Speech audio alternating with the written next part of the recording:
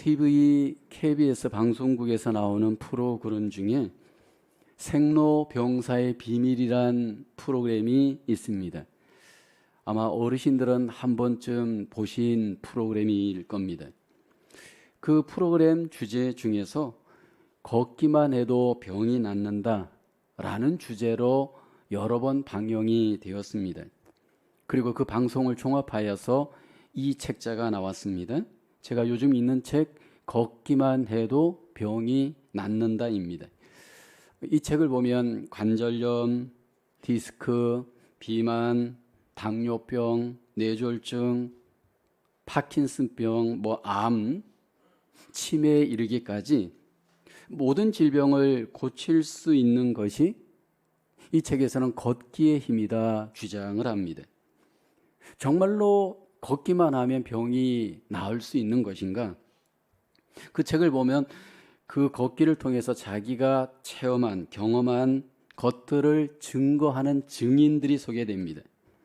그 중에 75세의 김명남 씨라는 분이 간증하는 내용인데, 자기는 제대로 이렇게 앉아서 식사도 못할 정도로 다리가 아팠다라고 합니다. 왜냐하면 고관절 통증 때문에 너무너무 이것이 아팠고 심했기 때문에 제대로 앉아 있을 수도 없었다라는 겁니다. 그런데 걷기를 실천하고 나서 2주 만에 놀랍게도 그 통증이 사라지고 몸이 회복되는 것을 경험했다라는 겁니다. 그 이후로 걷기를 꾸준히 실천하여서 결국 그분이 걷기 왕이 됩니다. 70세가 넘었지만 이제는 무릎이 건강하여서 삶의 놀라운 기쁨, 건강한 삶을 살고 있다라고 증거하는 내용이 소개가 되어집니다. 저도 요즘 이제 하루에 30분 정도 저녁에 시간을 내어서 동네를 걷습니다. 근데 여러분, 걷고 났더니 정말로 효과를 제가 경험을 합니다.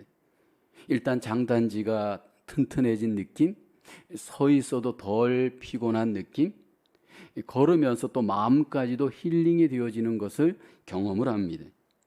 그래서 저도 증거할 수 있는 게 걸으면 정말 건강해지더라 라는 것을 저도 증인으로서 고백할 수 있습니다. 우리의 삶을 살아갈 때 증인은 객관적인 증거가 되어집니다. 진짜이냐 가짜이냐, 그것을 분별할 수 있는 가장 중요한 증거가 있다면 증인입니다. 예수님을 믿으면서 정말 예수님이 진짜일까? 아니면 혹시 가짜는 아닌가? 그리스도인들이 믿는 이 성경이 진짜인가? 아니면 가짜인가? 이것을 분간할 수 있고 분별할 수 있는 좋은 기준 하나가 있다면 증인을 보면 알 수가 있습니다. 예수님이 정말 살아계신 증거, 증인을 통해서 증명합니다. 성경 중에서 사도행전은 예수님을 우리에게 증거하는 증인들 이야기이죠. 사도행전은 우리가 성령행전, 복음행전이라고 말하기도 하지만 하나 더 별명을 붙인다면 증인행전이다, 그렇게 말할 수 있습니다. 예수님이 정말 진짜인가? 사도들을 통해서 예수님을 증거하는 증인의 이야기가 사도행전인데, 오늘 본문 속에서 다시 한번 제자들은 자신들을 증인으로 고백하죠. 우리는 이 일의 증인이요, 그렇게 고백을 합니다. 증인이라는 말의 헬라어는 마르티스인데 그 원래 의미는 순교자 의미입니다. 순교자란 누구일까요? 피를 흘려서 증거하는 증인이 바로 순교자입니다. 사도들이 복음을 위해서 증인으로서 오늘 본문에서 우리에게 증인의 모습을 보여줍니다. 여러분, 증인들 중에도 진짜 증인, 참 증인, 그 증인의 증거가 분명히 있어야 합니다. 우리를 돌아볼 때, 나를 돌아볼 때 여러분들은 예수 그리스도의 증인이십니까? 라고 만약 묻는다면 나에게 그 증인된 모습이 분명히 나타날 수 있어야 합니다. 바른 증인, 참된 증인의 모습은 과연 어떤 것일까요? 첫째는 예수님의 증인 주를 위하여 고난 받습니다. 본문 17절 18절을 볼까요? 대제사장과 그와 함께 있는 사람 즉 사두개인의 당파가 다 마음의 시기가 가득하여 일어나서 사도들을 잡아다가 옥에 가두었더니 말씀하죠. 사도들이 복음을 증거하다가 증인으로서 살다가 감옥에 갇힙니다. 이것이 처음이 아닙니다. 이미 사도행전 4장에서도 한번 붙잡힌 전력이 있습니다. 풀어주면서 이렇게 강요했습니다. 예수의 이름으로 절대로 말하지 말아라, 가르치지도 말아라, 그렇게 엄중하게 경고했습니다. 그러나 그들은 굴복하지 않고 복음을 다시 증거하다가 결국 감옥에 갇히게 됩니다. 여러분, 이 사도들을 통해서 하나님은 놀라운 증거의 능력뿐만 아니라 기적의 능력을 행하십니다. 그런데 우리가 생각할 것은 사도들을 통해서 놀라운 기적의 능력이 나타날 때에 사람들은 사도들에게 집중하잖아요. 베드로가 지나가기만 하면 그림자라도 혹시 나에게 씌우면 내 병이 나을까? 그 정도로 사도들의 능력에 대해서 그들은 기대감을 갖고 모여들었습니다. 그런데 우리가 생각할 것은 왜 이렇게 기적이 나타나는 사도들에게 고난은 계속되어지는 걸까요? 이렇게 고난을 허용하시는 하나님의 뜻은 무엇일까요? 왜 고난 자체를 하나님은 제거하지 않는 것일까요? 성경에 보면 하나님이 사도들과 함께 하실 때 기적을 나타냈지만 그 기적은 사도들의 개인의 편함, 안일함을 위해서, 행복을 위해서 기적을 행하지 않습니다. 철저히 주를 위해서 기적을 나타내셨고, 그리고 주를 위해서 사도들이 고난받는 일, 주님은 그대로 허용하십니다. 왜냐하면 주와 함께 고난받을 때 주와 함께 영광을 받기 때문입니다. 주와 함께 고난받을 때 주와 함께 놀라우신 하나님의 은혜를 경험할 수 있기 때문입니다. 그래서 사도들을 보면 고난 앞에서 절대로 하나님 앞에 좌절하거나 원망하지 않죠. 오히려 기쁘게 고난을 받아들입니다. 그리고 그 고난을 극복해내죠. 오히려 고난 앞에 담대하게 예수 그리스도를 증거하는 증인으로 승리하죠. 사도행전 5장 41절을 볼까요? 사도들은 그 이름을 위하여 능력받는 일에 합당한 자로 여기심을 기뻐하면서 공회 앞을 떠나니라. 캐나다에서 한인 목회를 오래 하시면서 북한 선교를 꾸준히 하셨던 임현수 목사님이 계십니다. 그분이 북한의 복음을 증거하는 선교 사역하다가 졸지에 억류되어서 감옥살이를 합니다. 무려 949일을 감옥에 갇혔다가 결국 풀려났습니다. 그 이유는 바로 복음을 증거한 것이 죄명입니다. 거짓 증인들을 동원하여서 거짓 증거로 그분에게 사형을 선고하죠. 그러나 캐나다 시민권자이기 때문에 사형을 시킬 수 없자 종신 강제 노동형, 평생을 노동하면서 지내도록 그렇게 선고했습니다. 그래서 그 감옥에서 갇혀 있으면서 매일같이 노동하는 삶을 북한에서 살았죠. 그 감옥에서 3번 죽을 고비를 넘겼다 고백을 합니다. 감옥살이 하던 중에 갑자기 가스에 중독이 되어서 죽을 고비를 넘기기도 했고요. 그뿐만이 아니라 갑자기 또 설사를 하면서 3개월 동안 설사 때문에 너무너무 고통스러운 시간을 가지면서 죽을 고비를 넘깁니다. 그리고 또 치조를 당하면서 너무 스트레스를 받으니까 이 안에 12지 장이 다 꼬여가지고 먹지도 못하고 고통스러워하면서 죽을 것 같은 그러한 시간도 겪습니다. 그러나 결국은 풀려났죠. 그러면서 그런 고백을 합니다. 고난은 하나님의 백성들에게 있어서 가장 영광이 되어진다라고 고백을 합니다. 여러분, 주의 증인들에게 분명히 고난이 있습니다. 그런데 그 고난은 영광의 기쁨이 되어지고 참된 증인의 표지가 되어지는 줄로 믿습니다. 오늘 본문에 당시의 사도들이 이렇게 그 당시에 종교 지도자들에게 핍박을 받고 고난을 당할 때 가장 그 원인 문제가 있었습니다. 대제사장과 사두개인들이 사도들을 핍박을 하였는데 그 이유는 시기심 때문이었습니다. 오늘 본문 17절을 보면 대제사장과 그와 함께 있는 사람 즉 사두개인의 당파가 다 마음에 시기가 가득하여 일어나서라고 하죠. 이 시기심으로 예수님도 그 종교 지도자들에 의해서 십자가의 죽임을 당하였습니다. 예수님을 죽일 때 당시의 유대인들, 종교 지도자들은 그 마음에 시기심이 가득하였습니다. 마태복음 27장 18절에 보면 이는 그가 그들의 시기로 예수를 넘겨준 줄 알미더라. 마가복음 15장 10절에서도 이는 그가 대제사장들이 시기로 예수를 넘겨준 줄 알미더라 말하지. 당시의 종교 지도자들이 예수님을 시기한 이유가 무엇일까요? 하나님의 아들이신 예수님께서 너무나도 권세 있는 말씀을 증거하는 것이었습니다. 예수님께서 놀라운 능력으로 기적을 행하는 것이었습니다. 그로 인해서 많은 사람들이 예수님께 집중을 하고 예수님을 인정하고 예수님의 인기가 높아지는 것이 보였습니다. 그러자 종교 지도자들이 그를 시기하여서 종교 지도자들이 예수님을 신성 모독죄로 고발하죠. 그로 인해서 결국 십자가의 고난과 죽임을 당합니다. 그런데 오늘 본문의 사도들도 시기심에 의하여서 고난을 당합니다. 왜냐하면 말씀의 증거, 표적의 증거로 인해서 많은 사람들이 이 사도들을 집중하였기 때문입니다. 자신들의 그 권위에 심각한 타격을 입었기 때문입니다. 유대의 지도자들은 굉장히 종교적인 어떤 그 권위의식, 명예의식이 강한 자들인데 자기들보다 사도들이 더 인정을 받는 것, 시기함으로 결국 고난을 가했습니다. 여러분, 우리에게도 시기심이 다 있죠? 어떨 때 여러분들은 가장 시기심이 발동하던가요?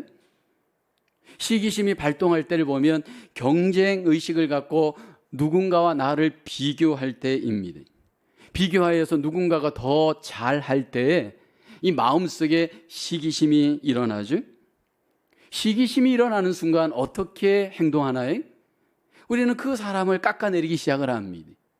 그 사람을 흉을 보기 시작합니다. 그 사람을 비난하기 시작하죠. 그리고 판단력이 흐리게 되어지면서 잘못된 결정을 합니다. 여러분, 정말 이 시기심이 얼마나 무서운지 모릅니다. 시기심으로 종교 지도자들이 사도들을 감옥으로 보내잖아요. 애매하게 고난을 받게 하잖아요. 혹시 여러분 우리 속에 그런 시기심으로 교회 속에, 가정 속에, 일터 속에서 남에게 피해를 주고 있지는 않나요? 혹시 교회 속에서 누군가를 자꾸 깎아내리고 비난하고 여러분 알게 모르게 흉을 보면서 그 사람을 자꾸 여러분 그 이름을 깎아내리려고 하고 있지는 않나요? 반대로 또 우리는 이 세상 속에서 시기심 때문에 우리가 피해자가 되어줄 수 있습니다. 이 세상은 시기심으로 그리스도인들에게 가해하고 고난을 줄 수가 있습니다. 그럴 때 과연 우리는 어떻게 해야 되죠? 오늘 본문의 사도들은 시기심으로 인하여서 고난을 당할 때 그 고난 앞에 물러서지 않았습니다. 감옥에 들어갔다 난 뒤에도 담대하게 복음을 증거하였습니다.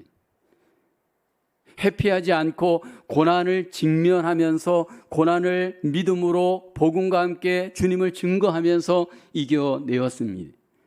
이것이 오늘 우리의 모습이 되어지기를 주님의 이름으로 축복합니다. 예수님께서 고난 받으신 것처럼 사도들이 고난 받은 것처럼 나에게도 고난의 흔적이 필요합니다. 정말로 주님을 위하는 그리스도인이라면, 제자라면, 증인이라면 나에게 반드시 고난의 흔적이 있어야 됩니다. 여러분, 진짜인가 가짜인가, 진짜 그리스도인, 가짜 그리스도인, 진짜 제자, 가짜 제자 어떻게 알 수 있나요? 고난 앞에 딱 가보면 알 수가 있습니다. 진짜 하나님의 사람들, 증인들은 주를 위하여서 고난을 반드시 받습니다. 아니, 심지어 주를 위하여서 목숨까지도 겁니다. 결코 주의 이름을 부끄럽게 하려고 하지 않습니다. 1999년 4월 20일 미국 콜로라도 그 주에 있는 덴버에서 한 고등학교에서 총기 사고가 일어났습니다. 그때 13명의 교사와 학생이 죽었습니다. 수십 명이 부상을 당했습니다. 근데 여러분, 이 사건은 보여지기는 엄청난, 사실은 아프고 고통스러운 사건이었지만 그 사건 배후에 놀라운 하나님의 섭리가 있었습니다. 그 죽었던 여학생 17살 캐시 버넬이라는 학생이 있었는데, 이 학생이 어떻게 죽었는가 하면 놀라운 고백 속에 죽었습니다. 당시 총기 가해자 범인들이 이 여학생 캐시 버넬에게 총기를 겨누고 물었습니다. 너 하나님을 믿느냐? 만약 거기에서 그렇다라고 대답을 하면 분명히 죽는 상황인 것이 그 당시의 분위기였습니다. 여러분들은 어떻게 대답하겠습니까? 총구를 들이대고 너 하나님을 믿느냐라고 만약에 질문한다면 어떻게 대답할 수 있을까요? 근데 이 캐시 버넬 이 여학생이 그렇다 대답했습니다. 그러자 이 범인들이 내가 믿는 하나님 곁으로 가라 하면서 총을 발사했습니다. 그리고 죽임을 당했습니다. 용기 있게 믿었더니 그에게 기다린 것은 죽음이었습니다. 근데 그녀가 죽고 난 뒤에 그 죽음을 향해서 어떤 분들은 순교다라고 할 정도로 그 죽음이 헛되지 않았습니다. 그녀를 추모하는 운동, 그녀를 추모하는 기도 운동, 또 여러 가지 어떤 운동들이 하나님 앞에 그녀를 기리면서 일어났습니다. 오늘 우리에게도 그런 선택들이 요구되어질 때가 분명히 있습니다. 우리의 일상의 삶에서 주를 위해서 고난받는 어떤 선택의 순간이 나에게 올 때 주의 증인은 그 고난을 선택하는 줄로 믿습니다.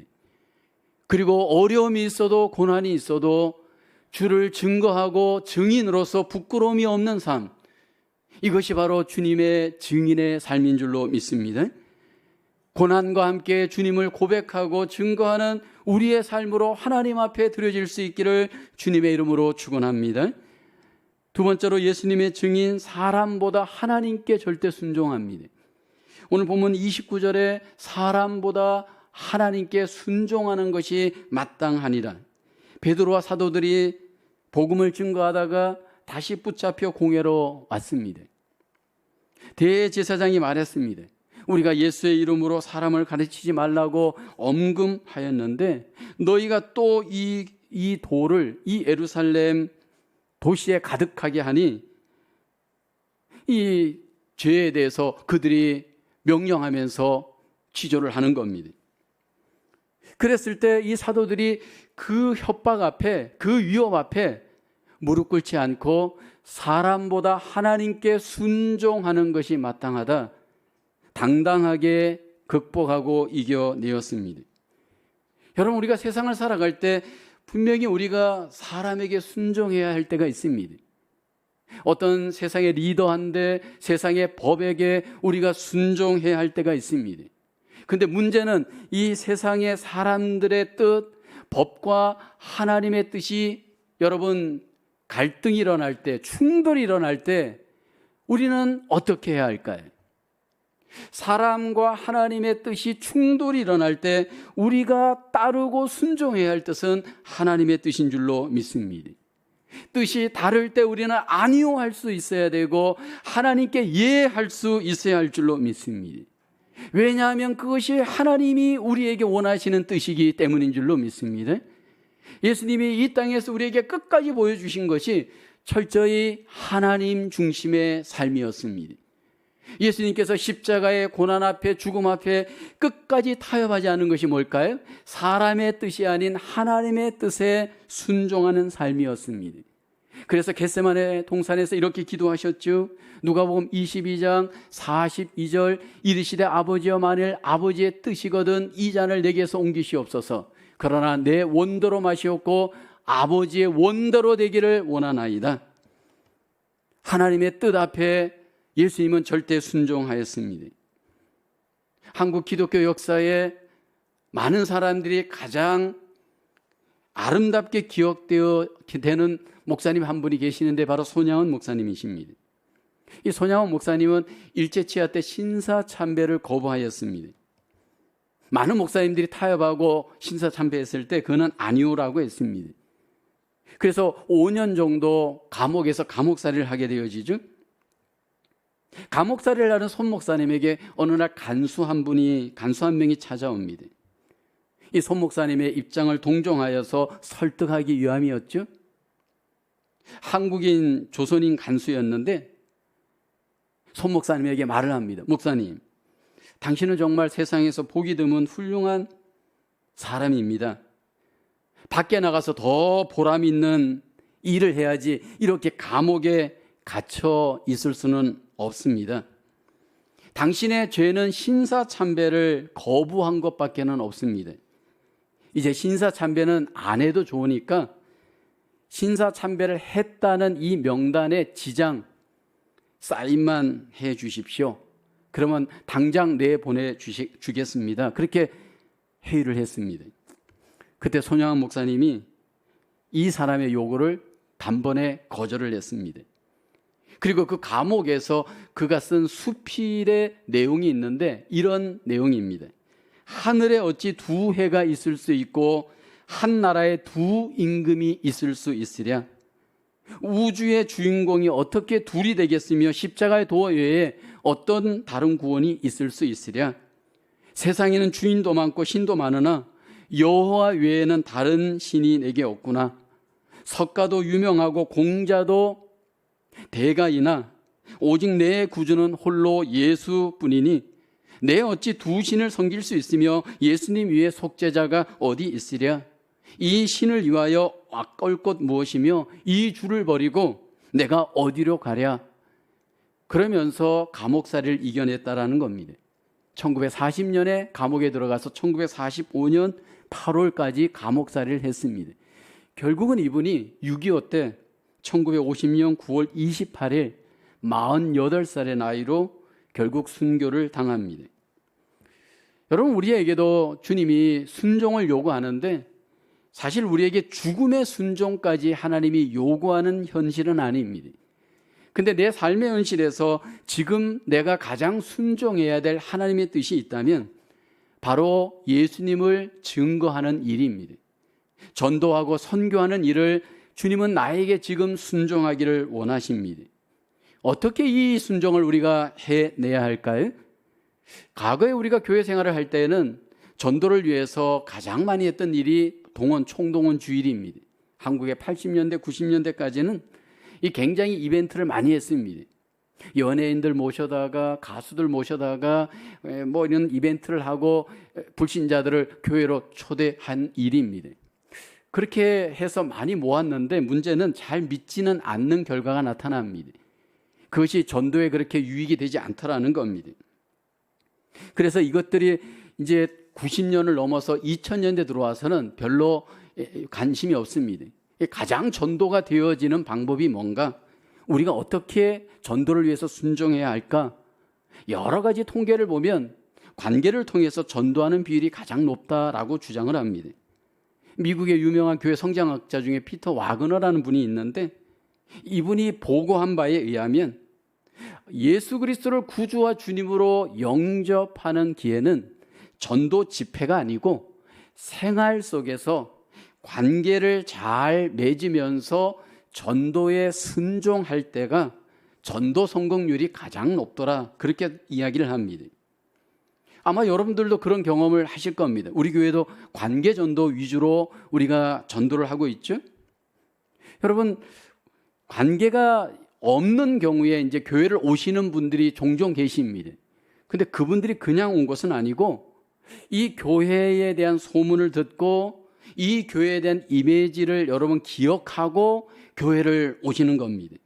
그러니까 무언가 이미 감동을 받기 때문에 어떤 형태로든지 우리의 삶과 관계를 통해서 감동을 입었기 때문에 교회에 오시는 경우가 대부분입니다. 사람들은 감동을 입을 때 결국은 여러분 움직이기 시작을 합니다. 그래서 우리가 함께 전도를 위해서 관계를 맺으면서 감동을 줄 수 있는 아름다운 관계가 우리에게 필요합니다. 근데 사람이 언제 감동을 입는가요? 큰 사랑을 실천할 때가 아니고 바로 작은 사랑을 실천할 때입니다. 제가 요즘 한국에 이제 가끔 나가거나 한국에 제가 온 지가 이제 12년 됐는데 이미 그때부터 어떤 바람이 불었냐 하면 감동 경영의 바람이 불었습니다. 그 감동 경영을 가장 실천했던 장소가 어디냐면 공공 장소입니다.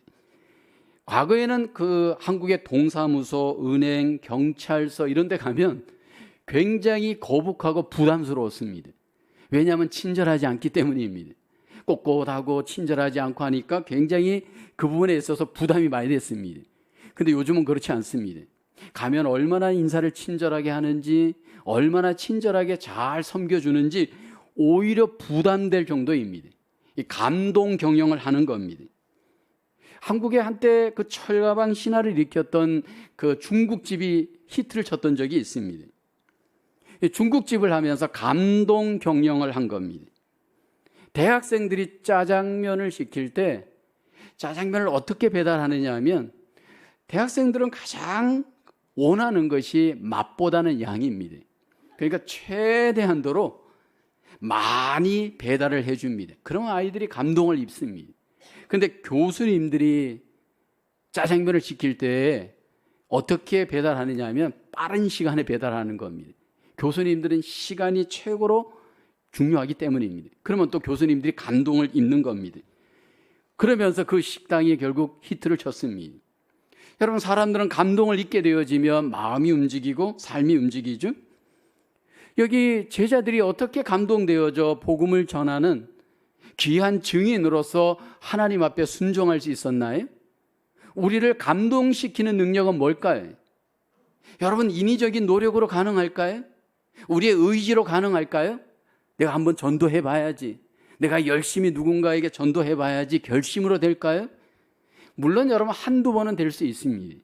그런데 여러분 지속적으로 우리가 감동 있게 전도가 가능하기 위해서는 성령님의 도우심과 능력이 필요합니다.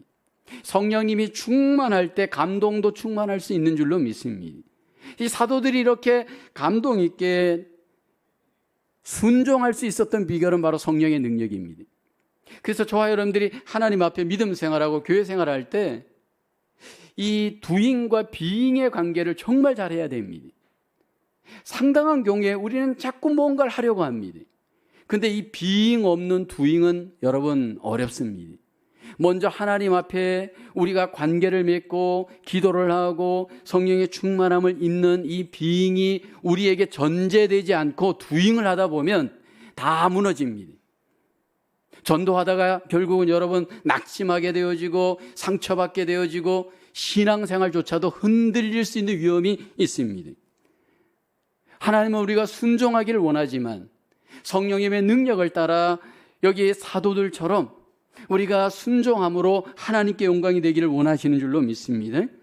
믿음의 아름다운 순종을 통하여 하나님께 영광을 돌리고 복음을 드러내시는 하나님의 귀한 증인으로 우리 모두가 하나님 앞에 드려질 수 있기를 주님의 이름으로 축원합니다. 세 번째로 예수님의 증인, 예수님을 구주와 주님으로 증거합니다. 본문 30절 31절을 볼까요? 너희가 나무에 달아 죽인 예수를 우리 조상의 하나님이 살리시고 이스라엘에게 회개함과 죄사함을 주시려고 그를 오른손으로 높이사 임금과 구주로 삼으셨느니라. 사도들이 지금 예수님을 증거합니다. 사도들이 증거하는 예수님이 누구일까요? 여기 보면 십자가에 죽으시고 부활하신 예수님, 하나님께서 언약하신 예수님이십니다. 하나님께서 그 예수님을 이제 높여서 임금과 구주와 모든 주로 삼으셨다 고백을 합니다. 사도들이 처음부터 예수님을 확신하진 않았습니다. 이렇게 확신하고 증거할 수 있었던 이유는 예수님을 구체적으로 인격적으로 믿음으로 체험하였기 때문입니다. 특별히 부활에 가서 부활의 주제 앞에서 사도들은 예수님이 정말 하나님의 아들이고 구주이시고 주님이신 것을 체험을 하죠. 여러분, 사도들이 예수님과의 관계에서 그분을 확신하기까지의 과정을 성경은 여과 없이 소개하는데 도마와 같은 이는 예수님을 구주와 주님으로 확신하기까지 많은 의심을 합니다. 부활하신 예수님이 나타날 때도 못 믿잖아요. 자기가 직접 손을 넣어보고 직접 내가 만져보지 않으면 나는 부활하신 예수님을 믿을 수 없다. 그렇게 고백을 하죠. 예수님이 생전에 이미 3명을 살리시는 부활의 놀라운 일을 행하게 하셨잖아요. 그리고 부활할 것에 대해서 이미 제자들에게 반복하여서 말씀했잖아요. 그런데도 못 믿었습니다. 그리고 부활하여서 나타났어도 내가 직접 몸을 만져보지 않고는 나는 못 믿겠다. 그 정도로 의심하고 불신하였습니다. 그때 예수님이 그 도마에게 나타나셔서 내 손을 내 옆구리에 넣어 만져보라 하시고 넣어보라 하시면서 체험케 하십니다. 그리고 부활을 확신하게 되어지죠. 이게 도마만의 문제는 아닙니다. 나머지의 사도들, 제자들도 마찬가지였을 겁니다. 여러분, 중요한 것은 예수님의 구주 되심과 주님 되심을 우리가 믿음으로 확신해야 됩니다. 예수님께서 분명히 십자가에 죽으시고 사흘 만에 부활하셨습니다. 그리고 지금 하늘 보좌 우편에서 대제사장으로 우리를 중보하고 계시는 줄로 믿습니다. 그리고 다시 오셔서 재림하셔서 하나님의 왕국을 완성하시는 그 놀라우신 통치를 행하시는 줄로 믿습니다. 그리고 우리는 그 구주와 주님 되시는 예수님을 믿음으로 구원받고 믿음으로 증거하면서 살기를 하나님은 우리에게 기대하십니다. 이 종말의 마지막 시대를 살아갈 때 가장 안타까운 현상 중에 하나는 거짓 증인들이 많다는 겁니다. 예수님을 바르게 증거하는 이들의 열심은 줄어들고 거짓으로 증거하는 증인들은 더 숫자가 늘어나고 많습니다. 특별히 우리나라 한국 기독교 또 미주의 한인교회들 보면 이단들의 문제가 심각하잖아요. 그 이단의 가장 중심되는 주제가 뭐냐면 기독론과 관련된 주제입니다. 예수님을 잘못 알고 잘못 믿고 잘못 증거하고 있습니다. 통일교회에서는 문선명을 재림예수라 주장하죠. 신천지 이단에서는 이만희 씨를 재림예수라고 주장하죠. 안상홍에서는 안상홍이 재림예수라고 주장을 합니다. JMS에서는 정명석이 재림예수라고 주장하죠. 뭐 이렇게 해서 한국에 40에서 50명 정도가 재림예수입니다. 근데 여러분, 중요한 것은 여기에 속는 사람들이 누가 속느냐 하면 교회를 다니시는 분들이 이 이단에게 속는다는 겁니다. 왜 이렇게 거짓 증인들에게 우리가 미혹을 당하고 속을까요? 예수님을 인격적으로 내가 알고 믿고 있지 않기 때문입니다. 신천지 이단 같은 경우에는 여러분 주중에 최소 2번, 4번을 교육을 합니다. 교회에다 불러다가 그들은 성경을 가르치면서 이만희 씨가 재림 예수인 것처럼 그렇게 성경을 해석하는 그러한 거짓 가르침을 가르치는데 얼마나 사람들이 열심인지 몰라요. 기존 교회는 밤에 전부 다 껌껌한데 신천지 이단이 속해 있는 건물의 교회당은 불이 환히 밝혀져 있습니다. 이단들에 대해서 잘못된 교리, 잘못된 믿음은 우리가 배척해야 되지만 그들의 열심은 정말로 우리가 생각해 봐야 됩니다. 근데 많은 사람들이 여기에 속는 이유는 교회는 다녔지만 예수님을 알지 못하고 믿지 않습니다. 이 시간도 우리의 믿음을 다시 한번 점검해야 할 것은 우리의 구주가 되시고 주님이 되시는 예수님을 나는 성경대로 바로 믿고 있는가라는 겁니다.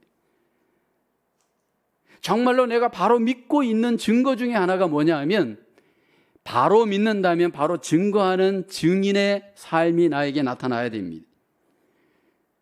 정말 그분이 나를 구원하셨고 나의 구주와 주님이 되신다면 어떻게 그분이 내 안에만 머물러 있을 수 있나요? 내 입술을 통해 내 삶을 통해 반드시 고백하고 증거하여 하나님 앞에 반드시 영광을 돌려야 할 줄로 믿습니다. 저는 우리 교회가 무엇보다도 힘쓰는 것이 내적으로는 교육과 훈련과 양육의 공동체가 되어지는 일입니다. 그러나 외적으로는 증인의 공동체가 되는 겁니다. 그래서 우리가 특별히 증인과 관련하여서, 증거와 관련하여서 매년 계획적으로 기도하면서 우리가 힘쓰는 사역들이 있잖아요. 열방을 품고 우리가 단기 선교하고, 지역을 품고 선교적 마인드로 푸드 페스티벌을 하고 아카데미를 합니다. 특별히 코로나 바이러스 기간 동안 저희가 좀 중지하였던 코리안 푸드 페스티벌도 아마 내년에 다시 할 겁니다. 우리가 이전에 3번을 했었는데 한국의 음식, 태권도, 춤, 여러 가지 문화를 통해서 이 지역에 있는 분들에게 푸드 페스티벌을 통해서 교회를 알리고 복음을 알립니다. 근데 오해하지 말아야 될 것은 태권도가 우선이 아니고 비빔밥이 우선이 아니고, 여러분, 거기에 가장 우선인 것은 예수 그리스도입니다. 그것은 단지 여러분 수단일 뿐이에요. 아카데미를 통해서 우리가 한글을 가르치고 또 노래를 가르치고 한국 문화를 가르칩니다. 근데 여러분, 한글이 우선이 아니에요. 노래가 우선이 아니에요.